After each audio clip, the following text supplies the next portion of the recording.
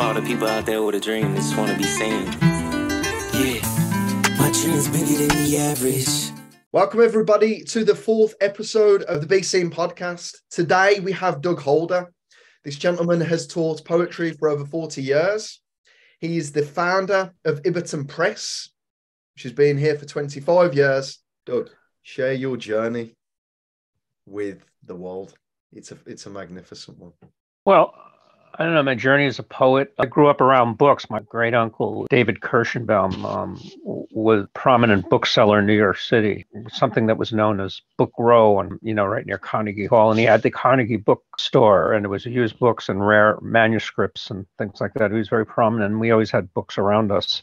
He used to sell books with his brothers on the Lower East Side at the turn of the century and push carts. So I had that influence around me. And in the 70s, when I was in college, I was living in a rooming house down at the Heels Place. But I, imagined myself living as a writer. And I was keeping journals and capturing things around the city in my journals and, working odd jobs, from everything from a short order cook to a telephone solicitor.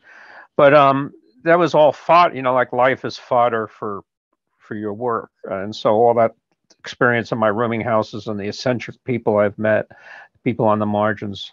So I started doing that consistently, submitting to magazines. And then eventually my wife became ill and I wanted something to cheer up. And it was always an idea of us to start a magazine. So me and a friend started Ibbotson Street. And first it was, it's sort of branched out into different things. At first it was just, we sort of like, put it together, no high tech, just stapling at the local copy shop. And then eventually I met a man who was, from high tech, and we did it on print on demand, which turned out to be better because, you can order just as many as you need. You don't have to have all these things rotting in your closet because you ordered too much. And, so he brought us into the tech age. But, we've had all kinds of poets, from poet laureates of the United States to, just good poets locally and regionally. Harris Gardner is our poetry editor. Anyway, I moved to Somerville, which is sort of, it's called the Paris of New England. It's right around Harvard, and it's right around all these institutions here in Boston area. And I started an actual TV station. I've had this program. Now it's a little intermittent, but I still do it at the local cable TV, poet to poet, writer to writer. And a lot of these interviews that I've done eventually wound up at Harvard and, Buffalo and my collection in Buffalo and UMass Boston. So I got into that. And then I figured I started a newspaper thing about 20 years ago. I became the arts editor of our city newspaper. And my idea was to publish poems because newspapers don't do that much. I used to do it a lot. And, Ted Kooser had a column just till recently. I think it closed down, called American Life. But this is called the Lyrical Somerville. But I publish people from all over. And then I started interviewing, using my interviews and interviewing people for my literary column. Eventually, a guy I knew who was like a benefactor for the magazine gave up this pretty prestigious poetry series we have around here called the Newton Free Library Poetry Series, and I took that over. And so I, expanded in that regard. And then, I got into teaching. I sort of got sick of work. I worked at McLean Hospital, the psychiatric hospital, running poetry groups and things like that. The literary landmark. It had McLean Hospital had Anne Sexton, Robert Lowell, Sylvia Plath there, among many other poets, writers, James Taylor, the musicians. So, but it was viewed as a literary landmark, as an historical literary landmark. So I was inspired by the poem of Robert Lowell, Waking in the Blue, where he was hospitalized at McLean Hospital. And I wrote to Robert Penske, who was the poet laureate at the time. I said, he was having this thing, Americans' Favorites Poems, a book, an anthology. And I said, I'd like to write about Robert Lowell. So I wrote a small introduction, and then they put the poem, by Robert Lowell, Waking in the Blue. And so I got involved in that. And, that sort of spurred me on more, and building a community, which is very important. But then I started teaching. I knew from the community because I knew people. I started a group called the Bagel Bards of writers that's still going today in about 19 years. And there were other people, and they said, I said, I want to, get out of what I'm doing. I want to teach. And there happened to be professors in the group, and they liked, what I did or whatever. And so then they recommended me to teach. So I started teaching for a while, poetry, and the magazine became affiliated with Endicott College, and so they provide some money for us. And I taught there and mentored students, and I did that for a while. And then, last year and a half, my wife died of ovarian cancer, so I was sort of thrown a loop. But she told me to continue on and do this. I'm semi-retired now, but I still teach. But I figured I'd join the new. I didn't figure. I mean, they asked me to be to co-president of the New England Poetry Club, and I didn't know if I could do it. But a friend of mine, Denise Provost, who's a state representative, they offered it to her, and she said she wanted me to do it with her. So I went with Denise, and I've been doing it for just for about 8 or 9 months now. And so it's run for a circle. Just started out as a young guy in a shabby room in Boston in the 1970s, and now I'm much more involved, and I hopefully evolved with many publication credits. And my brother, who won 3 Tony Awards for lighting, and when he started out for lighting, The Lion King, actually, yeah.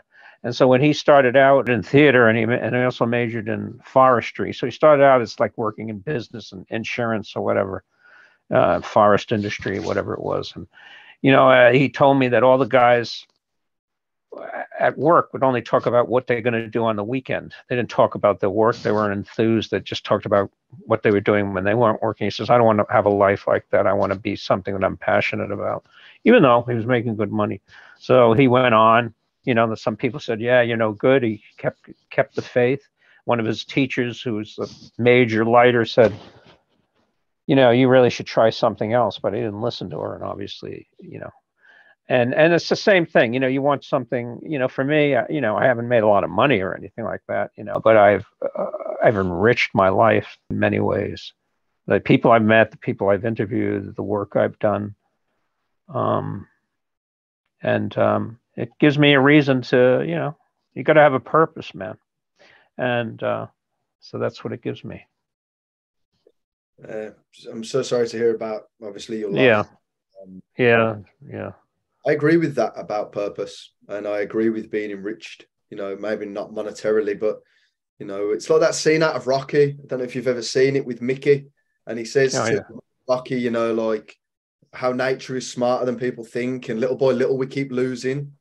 And we think, what do we want to stick around here for? And I think true knowledge is wealth, but in balance with other areas of wealth as well. Because if you didn't earn any money at all, you wouldn't be living in your house. Do you know what I mean? So there's got to be balance areas. But I totally agree with that. I mean, that's what you strive for, right? Some people, you go through jobs and they live a life of quiet desperation. They're not realizing their passions. So you try to strive for that. I mean, you can go to the post office and work 25 years, and maybe you're passionate about the post office. I don't know, but you want to try to have some of that. That's even more important than you got to make money, definitely. Yeah. So. Well, from your years of experience within poetry, yeah, how has your poems changed from, Doug Holder at the beginning when he starts to just first write poetry to today?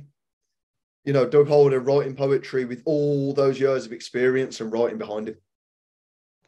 Well, you start out as a young poet, but I think my themes have always, stayed pretty consistent. I've written about marginal characters, eccentrics. I've worked in mental hospitals. I've lived in rooming houses. My poetry is of the people. It's not like a lot of classical illusions and things of that nature. It's very, readable poetry. And, instinctive poetry, like, Alan Kaufman, who wrote the Outlaw Bible of American Literature, just loved my work. And he said, I do a lot with few words and very understandable, but it hits an emotional chord. And if you ask me how I do that, this is what people tell me. Not everyone loves it. But, I couldn't tell you, but it's just a feeling, that's inherent in you. But yeah, how have I changed? Well, I think I'm much more, I'm 67 now. I'm much more concerned with mortality and what I'm going to do with the, let's hopefully 15 years I have left. And, thinking of things from a different perspective, what things I have a lot of regrets, like most people do if you lived a life. And I just want to reconcile and, produce what I can. I just saw Netflix, the Leonard Cohen, Hallelujah, the movie. Are you familiar with that? Yeah. And, he was talking about when he hit 70, he said there was a need to go out there and finish things. And, that hit a chord with me, Yeah, I agree. Be present. Every moment is now. Every moment is now. You can't walk through this life. You can't live a life, Doug, without coming into contact with something you do wrong or is done wrong to you. It's impossible. No one goes through this life without a regret. Nobody. But I don't regret anymore, Doug. I don't regret. You know why? I just move forward, and I can't change. You're more evolved than I am. No, Yeah. but it's just perspective. Of course, are there things deep inside here? Of course, I think everybody does. But you've just got to go through this world and just not lose caring to a degree. Lose caring. No. But that doesn't mean lose caring in people. We all make mistakes.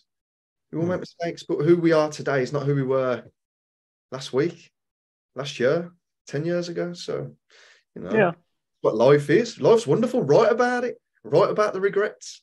Because that knowledge in seeing, you'll be shocked how many people relate to a regret.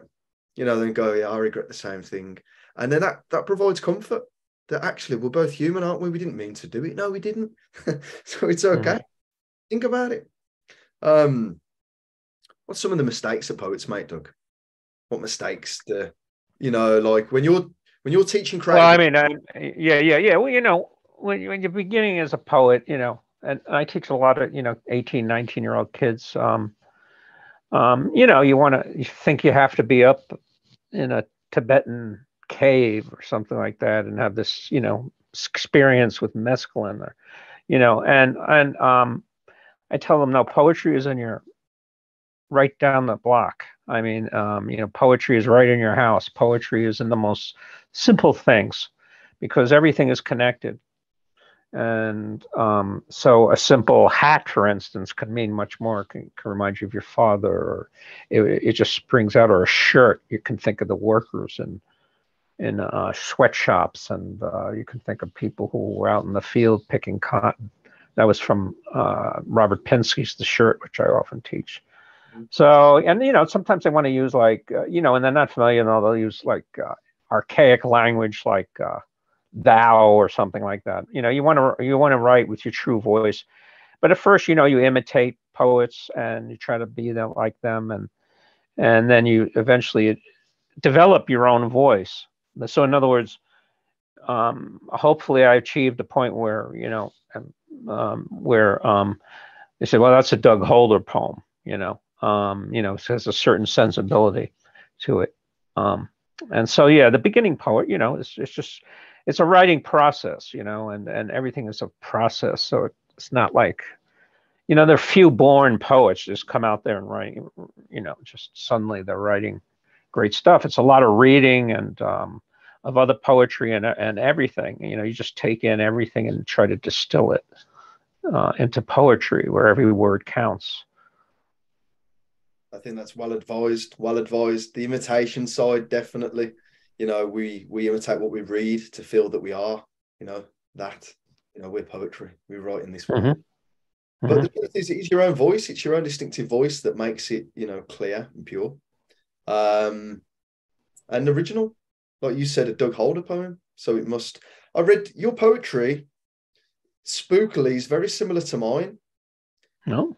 Yes. I hope that's a good thing. I mean, I think it is. I'm not trying to give myself credit here, but I read your Jack Dempsey poem. Right. You've had a chance because it's a wonderful poem. So well controlled, paced well. The balance between telling and showing and play on words, it's beautiful. And the ending's fantastic because it just leads you to, you carry. Yeah. And specifically, I always find the photographs, the photograph is on my wall of my father and Jack Dempsey. You can just look at it deeply, and you can observe it, and you can wallow or, in it. And a lot of stuff comes from, art and pictures, and that just, that picture's always with me, because, by the way, people, their body language, their stance, their eyes, you can tell, there's a mystery, going back to Leonard Cohen again, he said, life is impenetrable. You can either say hallelujah or you could put your fist up, but he tries to do both. But, I could never figure my father out. We're all basically alone. We're born astride the grave. I can never really know you, even if we became deep friends, or you couldn't really know me because we live in our own consciousness and we're strangers to each other. But yet we try to do it. And that's, it's a search. And I think that's what the poetry is about. I love that. That's so true. Yeah. You don't know someone. You could be around them every single day. You still don't know. I think when I break that down, it's how someone else feels. You'll never know. You'll never know. Describe. You can only speculate, and try to figure things out, but you're always going to end up frustrated. It's just all speculation. So when he says hallelujah, when Leonard Cohen says hallelujah, sometimes you just have to say, hallelujah, it's life. Take it for what it is. Take what you can get from it, the joy, the pain. It's all there. It's the journey, it's the journey. I totally agree. Yeah. Listen, when you hold on to things, it's like a snake attacking a saw. Someone said that to me once. It's like a snake attacking the saw. Everything it's doing is doing no good for itself. And if it carries on, it will end up cutting itself in half and dying. You see what I'm saying? Yes. Who cares? Yeah. Who cares? I'll tell you something I did realize is what we put an emphasis on and carry around with us as guilt, potentially, or baggage, and if it involves someone else as well. And we carry this around like a cross. And sometimes you end up crossing paths with that person. And for what you felt bad about, they didn't give you the same courtesy. You see, it's not just a one-way street either. What I'm saying to you is what would be, what is. And hallelujah, you got to throw that up in the air sometimes, because what can you do? You can just be better in your decisions. That's it. Or just experience it fodder for poetry, or just, life, that's all you can do. That's all you can do. And poetry, in some ways is part of that search. And it's, trying to get some answers. Yeah. 100%. It's like the greatest answer to a philosophy exam. What is a question? And the student wrote, what is an answer? Right. That takes some courage, that does. That takes some serious courage. You've got an exam for your final mark for your degree that you've done for God knows how long, and you just wrote back, what is an answer? That is legendary. And he got 4 marks. or as close to Yeah. you. Yeah. Right. Yeah. Yeah. Whose poetry are you in awe of? Who do you read and go, I'm just in awe of their work? Well, I was influenced by Robert Pinsky and not Robert Pinsky. I started out very much with the beat poets. You know, the beat poets like Allen Ginsberg, Jack Kerouac. This was part of the beat generation in the 1950s America. They called beatniks, kind of. And they opened up so much because they talked. They took, you used to think as a kid, poetry is about flowers and stuff like that. But these guys were talking about drugs, sex, homoerotic stuff, Eastern religions, and they sort of broke out of the and they were sort of like precursor to the 60s, where everything opened up. So I always admired them. And in fact, I met Allen Ginsberg, who wrote the classic Howl, the poem Howl, when I was a kid. And, I didn't even know who he was at the time. I was like 20, I was in college, and the guy was on a radio show. I was doing a radio show, and they wanted me to interview him. And I said, "Who is he?" And they said, "He's a prophet." And I said, "Oh, he looked like a Jewish uncle of mine, but, but then I became fascinated with him and the beat poets, Lawrence Ferlinghetti and all these people who were writing for the people and writing about things that weren't necessarily previously discussed. So it gave me a great sense of freedom. I like everyone. I like a lot of poets. We're not now on the spot, but Robert Lowell, I've Sylvia Plath, Langston Hughes. I mean, there's so many. Yeah. What's one of your favorite poems? What's one that's always stayed with you? Well, it was probably the first poem that really thrilled me was Howl by Allen Ginsberg. And people say I'm a very Ginsbergian poet in the sense that I'm similar to his style. So I mean, I think that sort of blew the roof off. Yeah. What was it in the poem that blew the roof off? Is there an exact moment that you went? I just loved how it started out. I've seen the best minds of my generation destroyed by madness, running the Negro streets at dawn. I mean, what language, it just sort of thrilled me. And I said, this is what I want to do. Yeah, it does something to a writer, words. It's not the same for the normal person.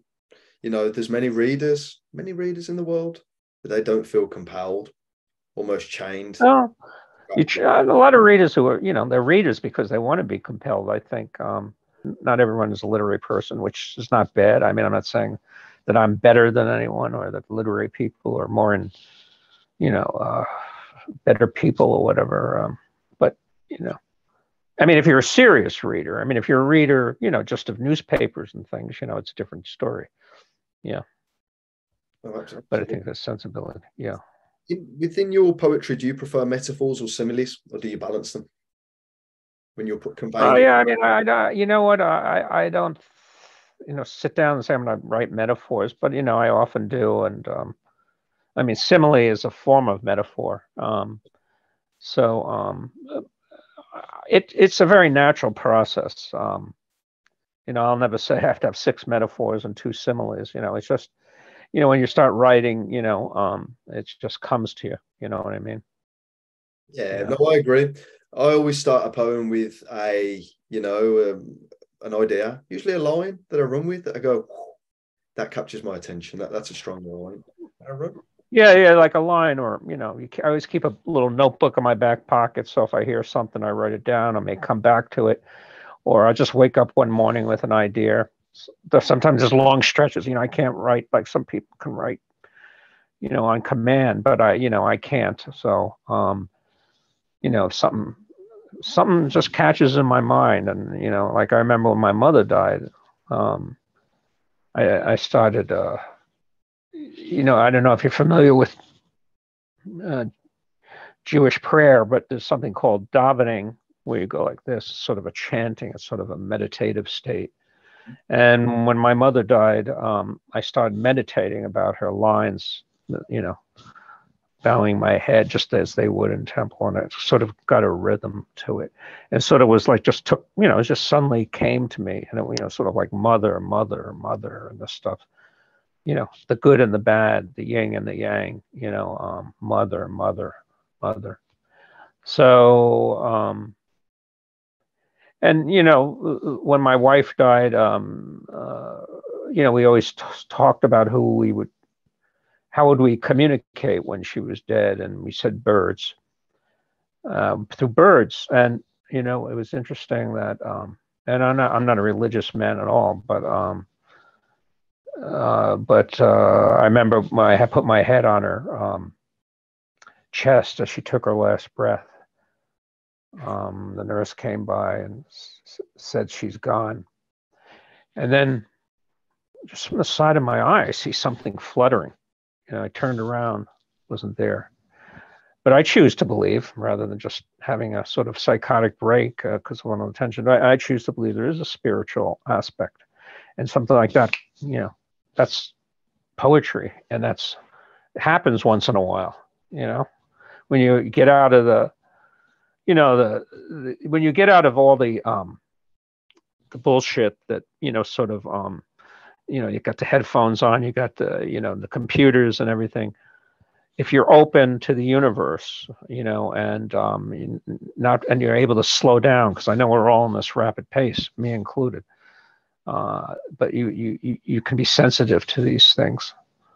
Maybe another person would just say, that's just some little hallucination, or it's just something you saw. Or maybe it was just the light or something like that. I don't think but so. I would hope that, and that's okay, But I'm just saying, me being the sensibility that I have, I guess I looked to it in a different way. I think it was her. I think it was exactly what you saw it was. 100%. I strongly believe in that. I strongly believe. Don't let anybody or anything disrupt what you can believe in your heart.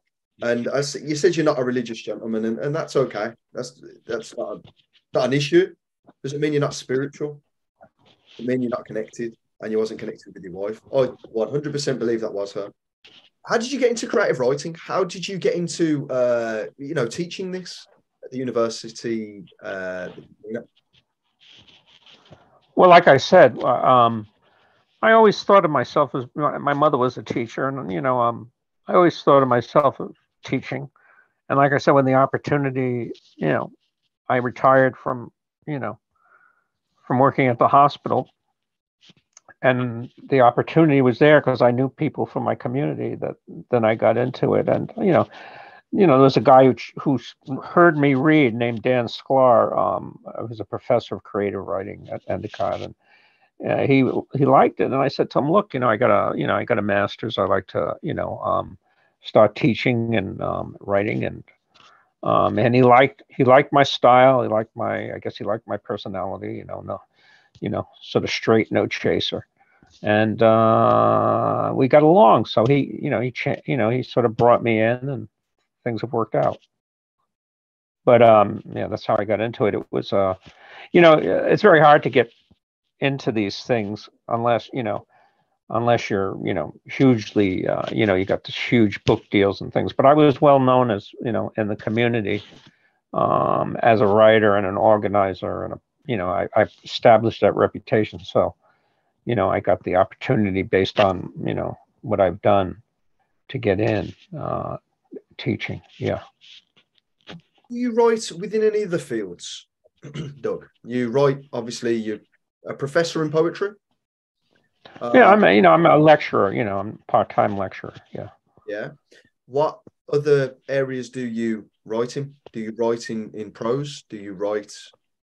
I've written some short stories. One or two is published, but mostly poetry, and then of course journalism, interviews, book reviews, things like that. I have a blog that I've had for years where I write stuff and other people do, write for me. So, but I mean, the majority of my writing is, is poetry and journalism, I guess. Yeah. Oh, I totally understand. And in your experience of journalism, what makes a good journalist? Well, often it's things that make a good poet. Be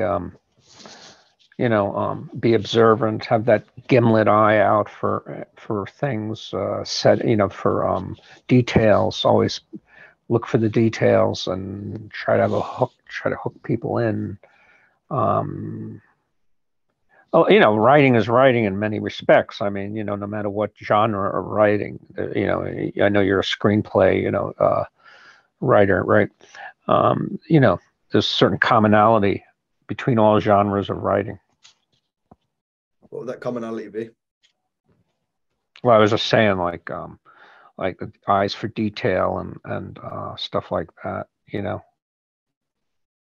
I totally agree with that. I probably produce more poetry than screenplays. I can. Yeah. It's not as arduous. I mean, it depends. I mean, a poem, is never finished really, and even when you publish it, you'll notice, oh shit, I should have got rid of that, and then so it's never finished. And even when you're writing poems or any writing, you're revising. The only poet I know who said he didn't revise, if he didn't like a poem he wrote, he threw it in the trash spread, was Robert Creeley, a very famous American poet. I interviewed him once, and but yeah, for the most part, yeah, it's that way. Yeah. He didn't revise his work at all; just wrote it and threw it out into the world. If he didn't like it, he said it's done. Very few people do it that way. I mean, you write something, it's on the page. Then I usually write on a schoolboy notebook, and I'll write it out, and then I'll play with it, and then I'll go to the computer screen and play with it some more until it's finally what I want. But everyone has their own process. But most poets I know, revise. Most writers I know revise. It's it's always drafts. I mean, sometimes I get something right off. Very rarely to get right off where I just say it's good. But like I said, the poem is never finished. No, it's never finished. I feel though there does become a point where it's finished. There is a point where I draw a line under the sand. Well, you have to stop. But I think you can't keep doing it. But I think you have to. Well, it's. I mean, it may be. It just can't be finished because you can write a poem now, right? And 30 years from now, you can come back to that poem and it's not right. You have a different experience. It may be finished, as you say, in the sense that it's finished for you at the time. Yeah. But the poem is like anything. I think the poem lives in a continuum. And yeah, it's a good question. Yeah. I think, yeah, you're absolutely right. You're always in control of what you can go back and change. But everyone has their own process. What would your process be in writing a poem? So you take your notes, you take it onto the screen, you play around with it. How long can that go on for? And is there anything else involved in your process? I don't take hot baths or anything.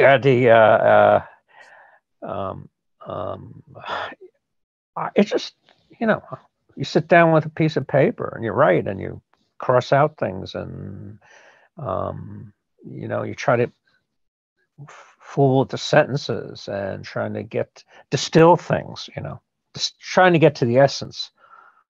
That's the whole thing. It's not, it's, no, it's hard to, one thing about teaching poetry is it's hard, because how you do it intuitively. If you're a regular poet, you know how you do it intuitively, right?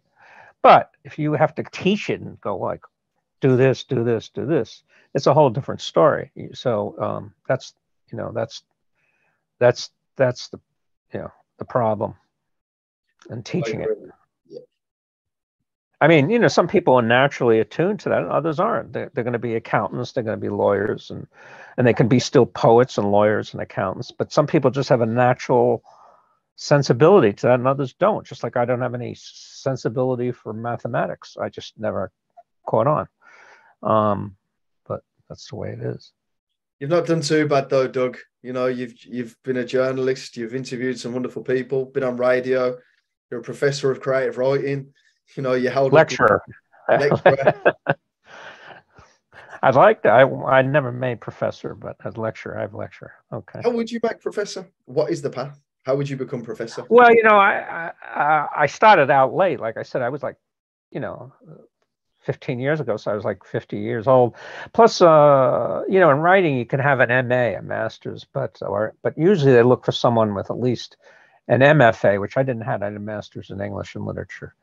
And so I was, you know, hired on the basis of my previous work. But yeah, usually, and also, you know, a lot of times they need a PhD and things like that. That's what colleges want. But, you know, I did my master's at Harvard, and I studied with some really great people. I studied Yiddish, Jewish writing, and I studied with a Yiddish scholar, Ruth Weiss, and you know, I did my thesis on Henry Roth of Call It Sleep, about a Jewish kid assimilating into the Christian world, and so and you know, it was a way of exploring my roots too. It was very, you know, when you go and start writing something like that, and you know, you have to do something every day, you know, keep the flow, and you know, you knew you were onto something. You had a passion for your writing where you were crying at times because it was so beautiful, and you understood it, and there was this lineage, this ancestral lineage that goes back. So like I always tell my students, you know, have that passion, or else you're going to be writing about nail polish remover, you know, so have that passion for what you work, you know, for your work, you know, so choose something that's going to get to the marrow, you know. I love that. To the very marrow. Yeah. The real root of it all. Yeah. Well, that's what you always try for. I mean, you don't want to be polite in your writing. I always tell people that will kill writing. You have to be honest.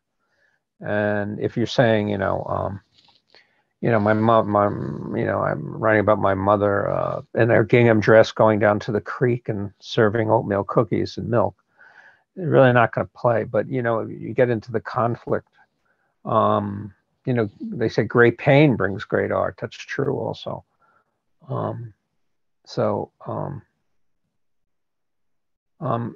Yeah, there's got to be something there. Yeah. Or great joy. I'm sorry, sir. Or great joy. You know, it could be great joy. I don't know, for some reason, pain, man. Yeah, pain. I don't know. Me, I deal more with pain. Yeah, but I think I deal. I mean, I'm not a love poet or anything like that. I mean, I've written a few love poems, but that's not, you know, just not my forte. I'm not a nature poet either. I'm more of an urban kind of poet. But that's not that I don't appreciate nature poetry or anything like that. I just tend to write, you know, what I write about, you know. Is there a poem you're currently working on? Is there anything you could share? I just finished. I just finished that one. I finished a few weeks ago and was accepted. The one on Jack Dempsey. I've written another one that's going to come out in the Home Planet News. It's about a friend of mine. We had a sort of falling out, but you know, I still respect her a great deal. And it was about her searching. You know, she used to take plastic out of the ocean where she lives. You know, always looking to help sea creatures and all that. So I can't remember the name of the poem now, but I did that. And another poem of mine about missing cat sign is going to be translated into Spanish by a very noted translator, Nydia Hernandez, for a Latin American journal. That's what's coming up now. Right now, I don't have any poems in the blower, right? But I'm always, you never know when something's going to come up. Far from the mind, it's there, you know, like a poem. Yeah. So you never know what's going to be there. You know, here's a question, okay? Right, as poets, as writers, we love our vocabulary. We love discovering new words that we could place in somewhere. That's how I feel. I don't know if you feel that way, but what would be one of your fondest words that you came across and go, wow, that's...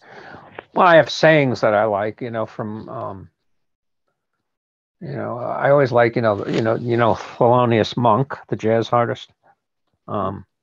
And he had a song called "Straight No Chaser," so I use that a lot, or I get sayings from reading I do. For instance, there's all sizzle, no steak, things like that, or and so I'll often jot things down that I find interesting, and when I can use them, I will.